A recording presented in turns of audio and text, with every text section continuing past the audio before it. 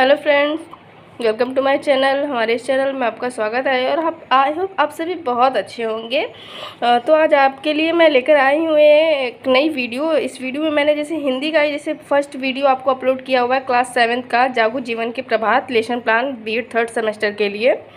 तो मैं आपके लिए सेकंड चैप्टर लेकर आई हूँ कि सेकंड चैप्टर यानी देखिए आपको पता होगा कि जो मैंने फर्स्ट वीडियो डाला था इस पे जागो जीवन के प्रभात, वो पद्य से रिलेटेड था। ठीक है, वो पद्य था, मतलब काव्य कविता था वो, उसका उद्देश्य अलग होता है। और जो सेकंड है, जो हमारा गद्य होगा, सेकंड के लिए जो गद्य होगा उसका उद्देश्य अलग होगा उसका। तो आइए देखते हैं कि गद्य के लिए क्या प्रोसेस है, फिर गद्य के लिए कैसे बनाना है। ठीक है, तो ये सब तो जैसे आप खैर देख चुके हैं। जस्ट अ सेकेंड, हाँ देखिए इसका मैंने आपको बता दिया है। अब इसके बाद हिंदी का ही बताना है। और हिंदी से जो दूसरा चैप्टर है हमारा, ये तो इतिहास का है, क्योंकि आपको मैं बताई थी अल्टरनेट करके बनाना होता है कि दो सब्जेक्ट से पहला। और देखिए अब तीसरा यानी कि जो दूसरा हिंदी का है, दूसरे चैप्टर में हिंदी के आप जाएंगे क्लास 7th में, तो वो दूसरा पार्ट जो होगा ना वो राजधर्म होगा। उस पार्ट का नाम होगा राजधर्म। और ये क्या है? गद्य है। हिंदी तो है लेकिन गद्य है। ठीक है, इसमें कहानी है। जो राजधर्म है ये कहानी है, बौद्ध से रिलेटेड है। ठीक है, आप लोग पढ़े होंगे। तो देखिए इसमें क्या है कि इसका सामान्य उद्देश्य जो है वो पद्य से बिल्कुल अलग है। ठीक है, इसमें आप देख सकते हैं कि जो इसमें पहला है, छात्राओं के शब्द भंडार की वृद्धि करना, छात्राओं को मुहावरों लोकोक्तियों आदि से परिचित करना, छात्राओं में गद्य साहित्य के प्रति रुचि उत्पन्न करना। अभी और भी सब कुछ है। तो आप आपके टाइम को वेस्ट न करते हुए मैं इसलिए बोल रही हूँ कि वीडियो को रोक रही हूँ, आप देख सकते हैं। ठीक है, आपने देख लिया होगा। आप स्क्रीनशॉट लेके अपने फाइल को कंप्लीट करें। एंड इसके बाद क्या है, दो उद्देश्य इधर भी हैं। ठीक है, 7वां और 8वां। उसके बाद क्या है, विशिष्ट उद्देश्य लिखना है। ठीक है, विशिष्ट उद्देश्य मतलब क्या होगा, प्रस्तुत प्रकरण के अध्ययनोपरांत छात्राएं। ठीक है, जब आप ये प्रोसेस उद्देश्य आप लेते हैं, विशिष्ट उद्देश्य आपका क्या होना चाहिए, प्रकरण के अध्ययनोपरांत छात्राएं। जब आप प्रकरण निकलवाएंगे तो उसका प्रोसेस क्या है, उसमें देखिए क्या है, ज्ञानात्मक उद्देश्य, बोधात्मक उद्देश्य एंड तीसरा है कौशलात्मक उद्देश्य। ज्ञानात्मक उद्देश्य में क्या होता है, उस चैप्टर से रिलेटेड छात्राएं राजा के कर्तव्य एवं धर्म से परिचित होंगी। ऑब्वियसली गाइज, अगर आप राजधर्म चैप्टर को पढ़ाते हैं तो बच्चों को जाहिर सी बात है कि आप उसमें राजा का कर्तव्य क्या होता है, उसका धर्म क्या होता है। ठीक है, तो आप राजधर्म को प्रत्यास्मरण कर सकेंगे। मीन्स जो राजधर्म चैप्टर है उसको प्रत्यास्मरण यानी याद कर सकेंगी। और बोधात्मक उद्देश्य, इसमें क्या होगा, छात्राएं राजधर्म का उदाहरण देने में समर्थ होंगी। ठीक है, राजधर्म से रिलेटेड जो भी उदाहरण होंगे वो बच्चे दे सकेंगे आपके ये पढ़ाने के बाद। और कौशलात्मक उद्देश्य मतलब ठीक है एक्टिविटी इसमें होती है, तो छात्राएं कहानी का सारांश अपने शब्दों में लिख सकेंगे। ऑब्वियसली गाइज, अगर आप राजधर्म को चैप्टर को बच्चों के सामने प्रस्तुत करते हैं तो जाहिर सी बात है कि वो पढ़ने के बाद उनको अपने शब्दों में वो कहानी को लिख सकती हैं। थोड़ा बहुत इधर उधर हो सकता है, शब्द टू शब्द नहीं लिख सकते, लेकिन अपने शब्दों में तो लिख सकते हैं। ठीक है, तो इसके बाद जब आप ज्ञानात्मक उद्देश्य, बोधात्मक उद्देश्य और कौशलात्मक उद्देश्य लिख लेते हैं तो उसके बाद आपको सहायक सामग्री होगी। सहायक सामग्री मतलब कि ये पाठ को पढ़ाने के लिए आपको क्या क्या ज़रूरत होगी। ठीक है, चौक, डस्टर, श्यामपट्ट। मीन्स कि श्यामपट्ट चाहिए ही चाहिए, चौक डस्टर कॉमन है ये। ठीक है, अगर आप कुछ यूज़ कर सकते हैं, चित्र वगैरह, पोस्टर वगैरह, तो आप ले सकते हैं, लिख सकते हैं। पूर्व इसके बाद है आपका पूर्व ज्ञान। पूर्व ज्ञान मीन्स यहाँ पर होता है कि जब ये चैप्टर आप शुरू करने वाले हैं तो बच्चे थोड़ा बहुत ज़रूर जानते होंगे। ठीक है, क्लास 5 बाई 7th का है तो 6 में ज़रूर राजा का कर्तव्य क्या होता है, राजा क्या करता है क्या नहीं करता है।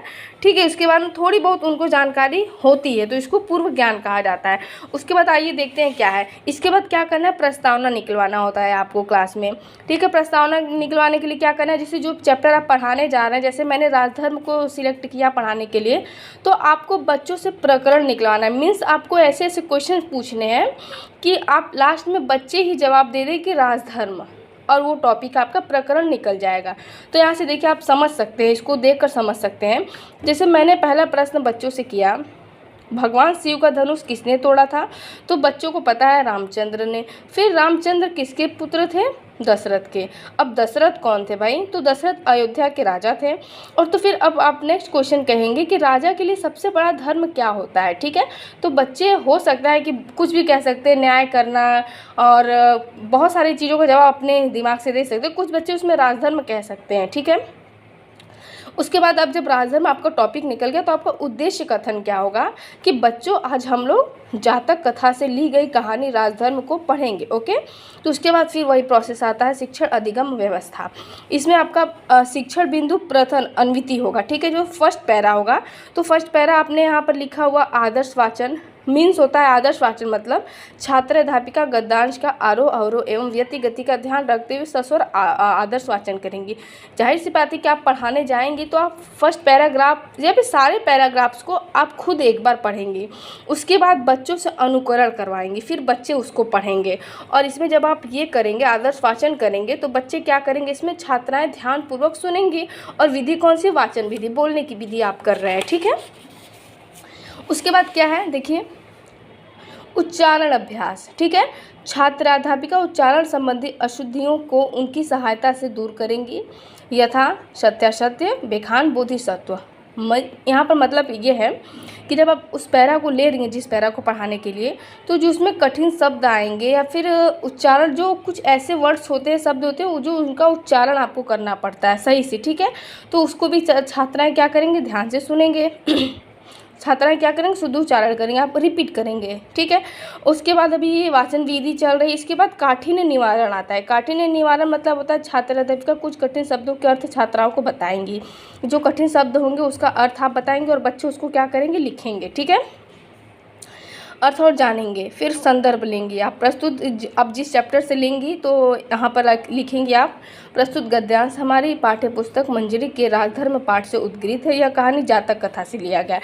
फिर प्रसंग आप कहेंगे कि इस प्रसंग में क्या है, राजा के गुणों का वर्णन किया गया है, ठीक है, गुण बताने वाले की तलाश हो रही है।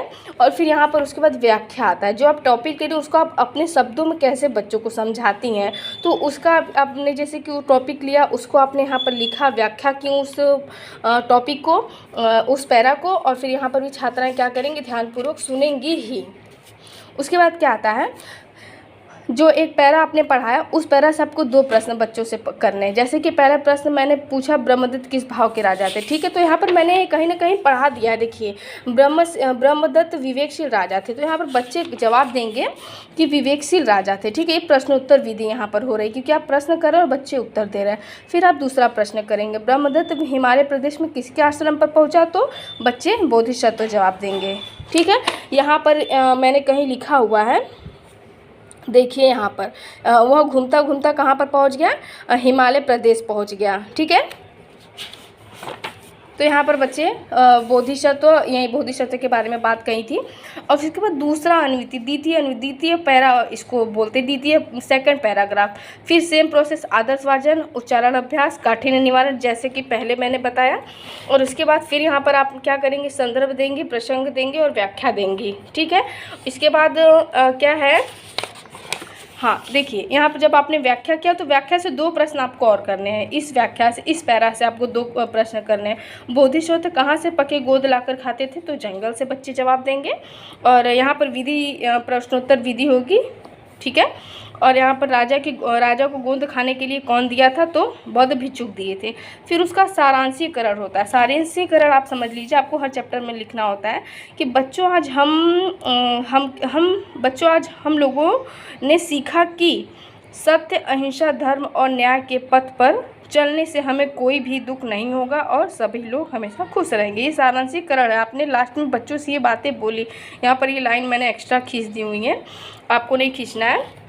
फिर इसके बाद आता है मूल्यांकन प्रश्न। मूल्यांकन प्रश्न मीन्स होता है कि जब आपने उस 2 पैरा 3 पैरा जो भी आपने पढ़ा दिया तो उससे रिलेटेबल आप 4-5 क्वेश्चन करेंगे। तो मैंने यहाँ 5 क्वेश्चन किया है, प्रश्न किया है बच्चों से, ठीक है। उसका जवाब यहाँ लिखना नहीं होता है, ठीक है।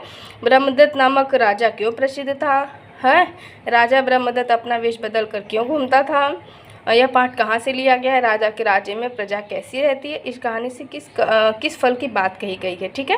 और दत्त क्या मीन्स होता है होमवर्क। आप क्या दे सकते हैं बच्चों को, कहानी का सारांश अपने शब्दों में लिखकर लाइए, ठीक है। तो मैं आशा करती हूँ कि आपको वीडियो सहायता देगी आपको लेसन प्लान बनाने में, समझने में। जिनको भी ये दिक्कतें होती हैं कि लेसन प्लान कैसे बनाया जाए, तो आई होप उनको समझ में आ गया हो थोड़ा बहुत। और प्लीज़ अगर आपको इससे रिलेटेबल कुछ भी क्वेश्चन हो तो आप कमेंट बॉक्स में ज़रूर क्वेश्चन छोड़िए और मैं उसका आंसर दूँगी।